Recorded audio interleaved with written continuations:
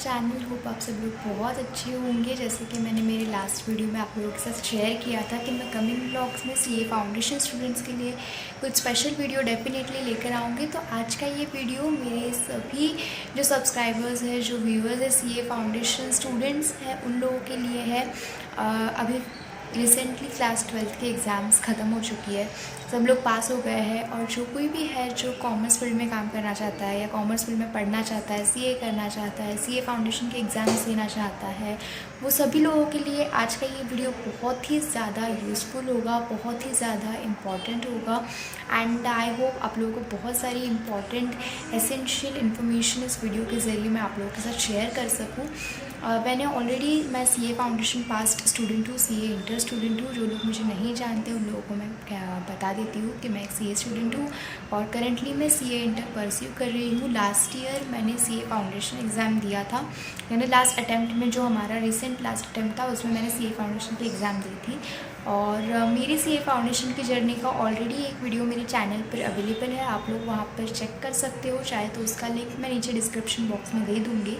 और जो स्टूडेंट्स इस अटेम्प्ट में सीए फाउंडेशन के एग्ज़ाम देने वाले हैं उन लोगों के लिए आज का ये स्पेशल वीडियो है। मुझे बहुत सारे कमेंट्स आए थे पिछले कुछ दिनों से कि सीए फाउंडेशन के बारे में कुछ बताइए, आपने कितने मंथ्स लिए थे सीए की पढ़ाई करने के लिए, फाउंडेशन की पढ़ाई के लिए।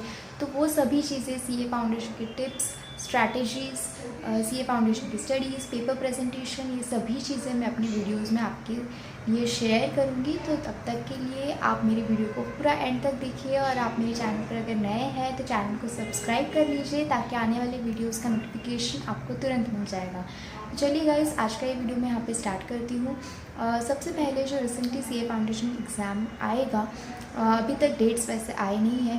कोई कह रहा है कि नवंबर अटेम्प्ट में एग्ज़ाम होगी और हो सकता है कि नवंबर की एग्ज़ाम नवंबर एंड या दिसंबर तक पोस्टपोन हो सकती है।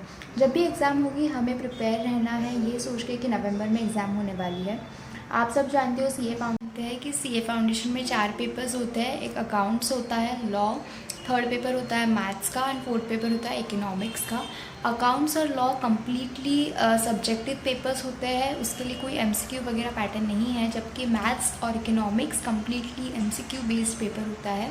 अब सबसे पहले अगर आप प्रिपरेशन स्टार्ट कर रहे हो, अगर आपका सिलेबस, पहले तो आपको ये देखना है कि आपका सिलेबस कंप्लीट हुआ है या नहीं हुआ है, क्योंकि सिलेबस कंप्लीट होना मतलब ही 50 to 60% आपकी पढ़ाई का काम हो जाएगा। सो जैसे आपका सिलेबस कंप्लीट होता है, आप बहुत सारे लोग मैं ऐसे देखती हूँ कि आप डे बेसिस पे कितने आवर्स पढ़ते हो। मैं ये कहूँगी कि आवर्स बेसिस पे कभी नहीं पढ़ना चाहिए। ये मत देखो कि आप दिन के 6 घंटा पढ़ रहे हो या 8 घंटे या 12 घंटे। हाँ, आवर्स ऑफ टाइमिंग बहुत इंपॉर्टेंट होता है कि आप कितने आवर्स तक पढ़ते हो, बट उससे ज़्यादा ये देखो कि आप कितने टारगेट पे आप फिनिश करते हो। जैसे मैं अगर पढ़ाई करती हूँ तो मैंने कभी ये नहीं देखा कि मुझे आज 4 घंटे पढ़ना है या 5 घंटे पढ़ना है। मैं हमेशा एक टारगेट लेती हूँ, डे का टारगेट, कि सपोज़ आज मुझे ये चैप्टर कंप्लीट करना है, या चैप्टर अगर बड़ा है तो फिर वो चैप्टर में कोई कॉन्सेप्ट है या कुछ एक आध यूनिट है, उस चीज़ को मुझे कंप्लीट करना है। फिर चाहे वो यूनिट अगर मेरा 4 घंटे में हो जाता है तो मैं सेटिस्फाइड हूँ कि आज का दिन का टारगेट मेरा फिनिश हो गया है। अगर उसको ज़्यादा टाइम लग रहा है नॉर्मल इससे, तो मैं उतना टाइम भी उसको अलॉट करती हूँ। तो इस तरह से आपको टारगेट बेसिस पर पढ़ाई करनी है, ना कि आवर्स बेसिस पर पढ़ाई करनी है।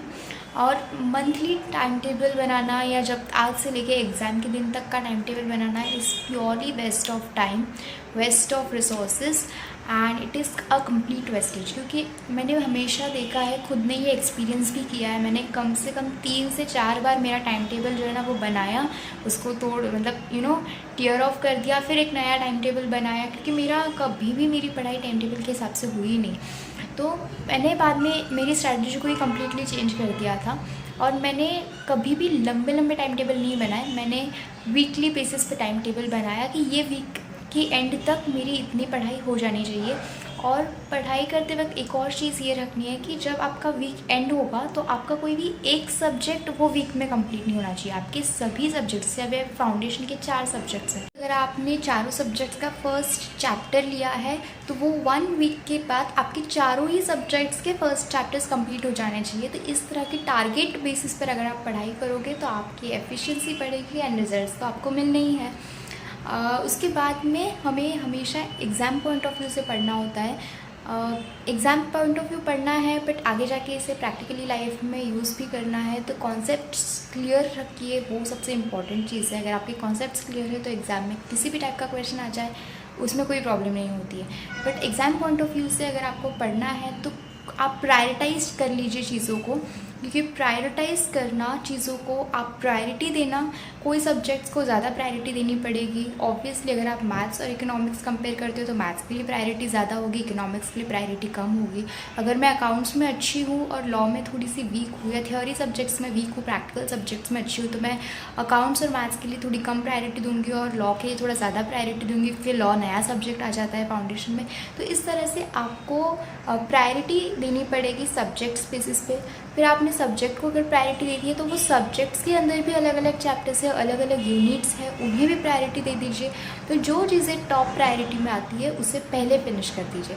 तो जब आप छोटे छोटे जो कम प्रायोरिटी वाली चीज़ें हैं ना उसे पढ़ोगे तो आपको ऑब्वियसली, अगर कम प्रायोरिटी की तो हम उसे थोड़ा कम टाइम में भी जल्दी से ख़त्म कर सकते हैं। तो बचा हुआ टाइम हम टॉप प्रायोरिटी की चीज़ जो ऑलरेडी हमने पढ़ ली है उसकी रिविजन में लगा देंगे, जो हमारे स्ट्रॉन्ग पॉइंट्स है वो और ज़्यादा स्ट्रॉन्ग हो जाएंगे। सो ये भी एक इम्पॉर्टेंट स्ट्रैटेजी है एग्ज़ाम्स को क्लियर करने के लिए। और एक चीज़ आपको ध्यान रखनी है कि सीए फाउंडेशन में आपको एग्रीगेट पे तो ध्यान देना ही है, बट इंडिविजुअल सब्जेक्ट्स में भी आपको 40 का टारगेट होता है जो आपको क्लियर करना होता है। तो आप यहाँ पे एग्रीगेट के हिसाब से तो पढ़ ही रहे हो कि आपको सीए पास करना है, सीए फाउंडेशन पास करना है, तो 50% रिजल्ट आना चाहिए। उसी के साथ साथ आपको सब्जेक्ट बेसिस पे भी ध्यान देना है। तो अगर आप सब्जेक्ट्स में भी प्रायोरिटाइज करोगे तो आपका पासिंग होना बहुत ईजी हो जाएगा। सो गाइज़, ये था मेरा आज का वीडियो। छोटा छोटा सा वीडियो मैं आप लोगों के लिए डाल रही हूँ क्योंकि मैं खुद एक स्टूडेंट हूँ, मेरी खुद की कुछ स्ट्रैटेजीज़ है मेरी पढ़ाई के लिए।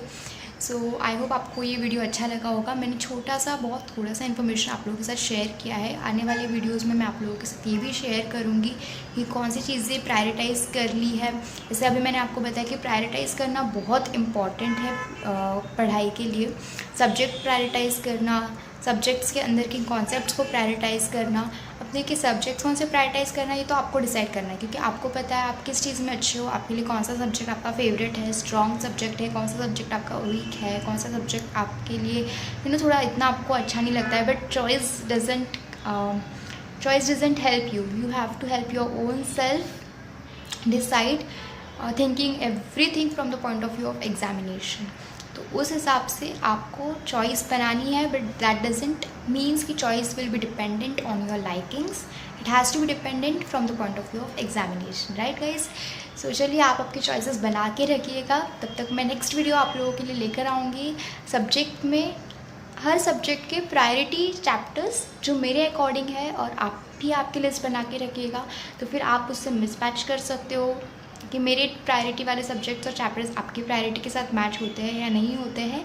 तो see you all in my next video. तब तक के लिए बाय बाय, टेक केयर। ये वीडियो को ज़रूर आपके फ्रेंड सर्कल में शेयर कीजिएगा। आज का वीडियो आपको अच्छा लगा होगा तो लाइक कीजिए, कमेंट्स कीजिए। अगर आपके कोई क्वेश्चंस है तो आप कमेंट बॉक्स में पूछ सकते हो। आपकी क्वेरीज़ मैं बहुत जल्द सॉल्व करने का ट्राई करूँगी। आपके पास कोई सजेशन होगा या आप कुछ जानना चाहते हो, किसी बारे में वीडियो चाहते हो कि मैं बनाऊँ, तो वो भी आप मुझे कमेंट बॉक्स में डाल सकते हो। मैं आप लोगों की क्वेरीज़ की इंस्टेंटली रिप्लाईज देती रहूँगी। और अगर आप लोग मेरे चैनल पर नए हैं तो चैनल को सब्सक्राइब कर लीजिए। मिलती हूँ आप लोगों से एक नए वीडियो में। तब तक के लिए bye bye, take care and all the best for the foundation examination. Stay tuned for my next video.